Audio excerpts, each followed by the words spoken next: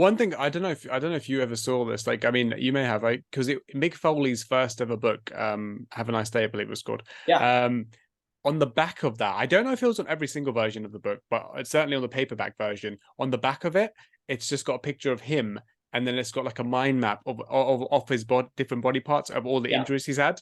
Yep. That's all I was thinking of when Kurt did that, because I was like, wow, Kurt, you could have your own Mick Foley mind map of like all the injuries you've had. He could, and they all could. I mean, I read that book when I was 14 years old, and I was blown away by that book at the time, Mick Foley's book.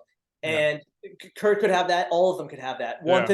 One thing that didn't make the final cut that we had was, we got to interview Rob Van Dam for this.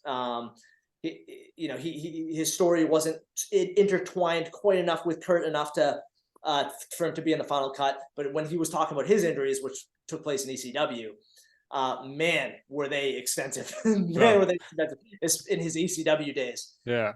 And we did have like this. At one point, he's pointing at the screen.